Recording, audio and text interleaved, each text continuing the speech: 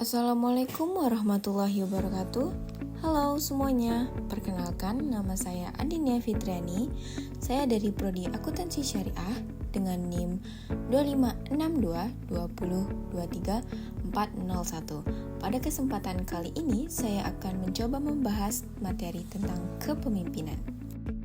Keberhasilan sebuah perusahaan atau organisasi sangat bergantung pada pemimpin atau manajernya, karena merekalah yang mengatur jalannya organisasi.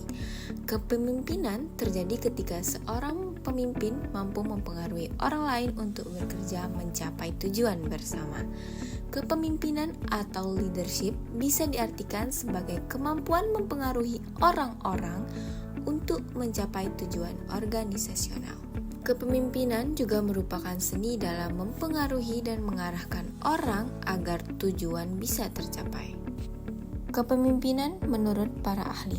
Yang pertama, menurut Fiedler pada tahun 1970. Pemimpin adalah orang dalam kelompok yang bertugas memberi arahan, membagi tugas, mengordinasikan kegiatan, serta menjadi penanggung jawab utama. Lalu, menurut Davis pada tahun 1981, kepemimpinan adalah kemampuan membujuk atau meyakinkan orang lain agar mau bekerja dengan semangat untuk mencapai tujuan yang sudah ditetapkan. Dan terakhir ada menurut Terry dan Franklin pada tahun 1982. Kepemimpinan adalah hubungan antara pemimpin dan bawahan, di mana pemimpin mempengaruhi bawahan agar mau bekerja sama menjalankan tugas demi mencapai tujuan bersama.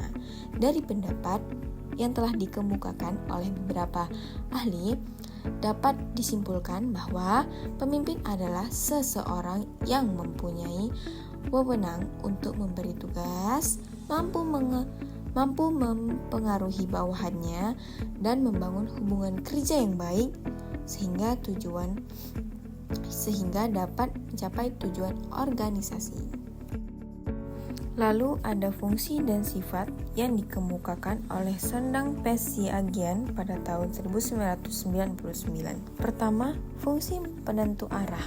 Pemimpin merupakan tujuan organisasi dan menyusun strategi untuk mencapainya. Ia yang mengelola semua sumber daya agar digunakan secara efektif sehingga arah kerja organisasi menjadi jelas. Yang kedua ada fungsi juru bicara. Pemimpin menjadi penghubung antara organisasi dan pihak luar seperti pemerintah, supplier, dan masyarakat. Ia menjaga hubungan baik agar organisasi mendapat dukungan dan tidak terjadi salah paham. Lalu ada fungsi komunikasi. Pemimpin harus mampu menyampaikan informasi, tujuan, strategi, dan tugas dengan jelas. Komunikasi dianggap efektif jika bawahan menerima dan memahami pesan tersebut dengan benar. Dan ada fungsi mediator. Pemimpin bertugas menyelesaikan konflik di dalam organisasi. Ia harus cepat menangani masalah, bersifat netral, rasional, dan objektif agar kepercayaan bawahan tidak hilang. Dan yang terakhir, fungsi integrator.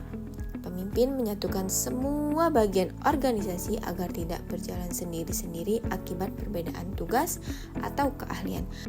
Nah, ada fungsi lain dari kepemimpinan loh. Yang pertama, pemimpin mengambil keputusan, mengembangkan informasi, memelihara dan meningkatkan loyalitas bawahannya, mendorong dan menyemangati bawahannya dalam bekerja, mempertanggungjawabkan seluruh aktivitas organisasi kepada pemilik dan masyarakat, mengawasi pelaksanaan atas berbagai tugas yang didelegasikan, serta memberi penghargaan.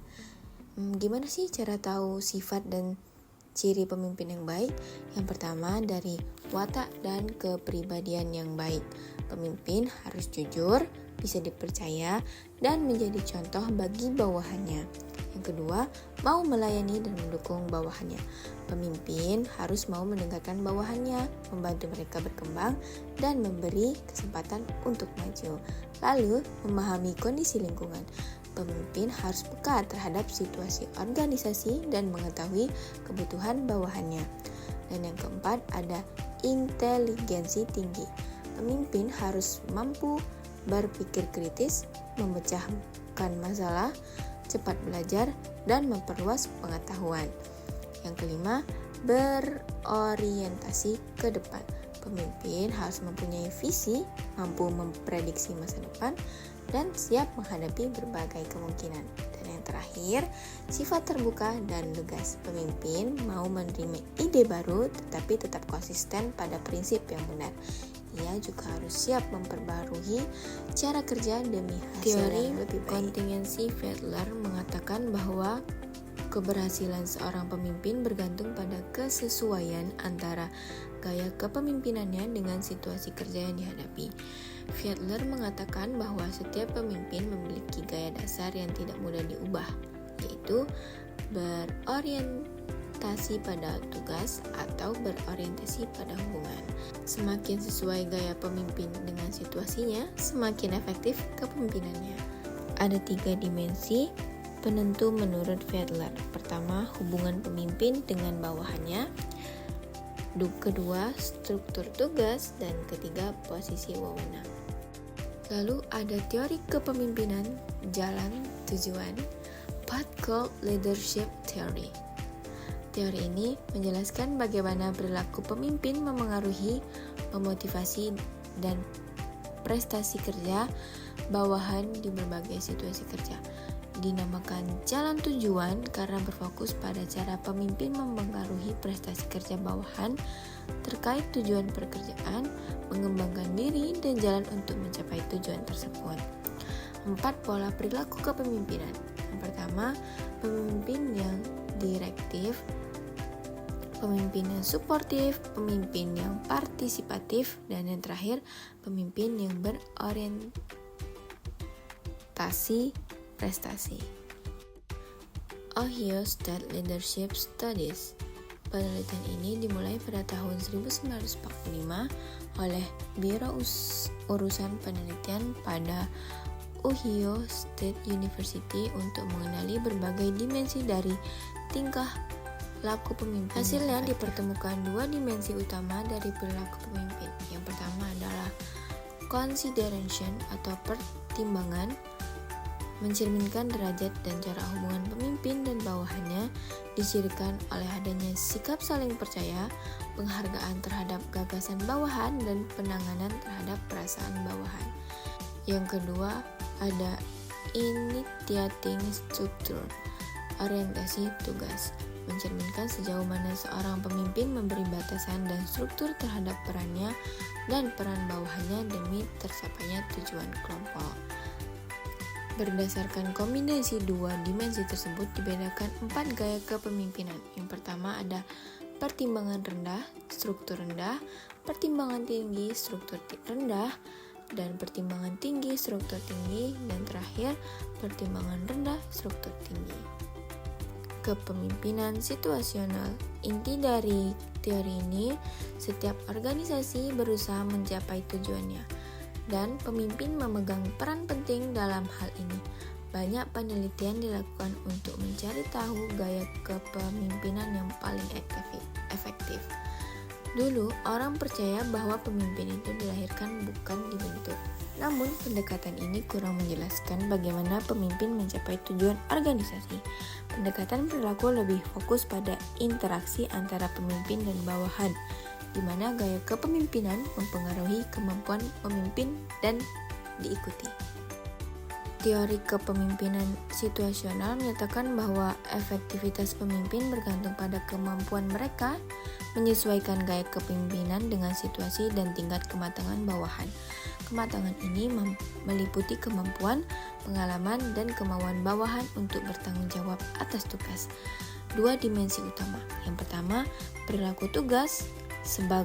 Seberapa besar pemimpin memberi arahan dan instruksi, dan yang kedua, perilaku hubungan. Seberapa besar pemimpin mendukung dan membangun hubungan baik dengan bawahan.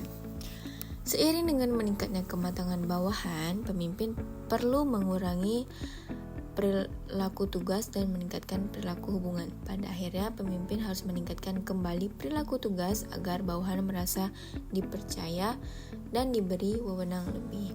Tujuannya adalah agar bawahan tidak hanya mahir dalam tugas, tetapi juga matang secara psikologis. Kepemimpinan dalam praktik. Definisi kepemimpinan dalam praktik adalah sikap dan perilaku untuk mempengaruhi bawahan agar mereka bekerja sama demi mencapai tujuan organisasi. Keefektifan tidak hanya dinilai dari hasil atau kinerja, tetapi juga dari pandangan dan harapan para bawahan terhadap pemimpinnya. Efektivitas pemimpin dipengaruhi oleh banyak variabel seperti kepribadian pemimpin, pengalaman, harapan dari bawahan dan rekan kerja, karakteristik tugas, dan budaya organisasi. Adapun peran-peran dari seorang pemimpin. Yang pertama, sebagai figur, bertindak sebagai simbol organisasi, misalnya menghadiri acara penting. Yang kedua, sebagai pemimpin, bertanggung jawab, memotivasi, mengarahkan, dan mengembangkan bawahan. Yang ketiga, pemimpin menghubung internal organisasi dengan pihak luar dan menjalin relasi. Dan keempat, sebagai pengamat, menganalisis informasi internal dan eksternal. Yang kelima, sebagai pembagi informasi, menyampaikan informasi penting kepada bawahan. Yang keenam, sebagai juru bicara, mewakili organisasi ke pihak luar. Dan yang terakhir, sebagai wirausaha, mencetuskan ide dan menginisiasi proyek baru untuk menjaga kelangsungan hidup organisasi. Dan berikut menjadi pemimpin yang efektif. Menurut Gheorghe R. Terry, ada 8 ciri pemimpin yang ideal, seperti mempunyai kekuatan mental dan fisik yang energik, mempunyai emosi yang stabil, mempunyai pengetahuan yang human yang baik, dan memiliki motivasi yang cukup tinggi untuk kemajuan diri dan perusahaan, memiliki kecakapan dalam berkomunikasi, memiliki kecakapan dalam pengajaran. Dan terdapat 2 dimensi utama untuk menggambarkan berbagai perilaku pemimpin, yaitu initiating struktur, yaitu perilaku pemimpin cenderung lebih mementingkan tujuan organisasi, dan yang kedua considering, yaitu perilaku pemimpin cenderung ke arah kepentingan bawahan.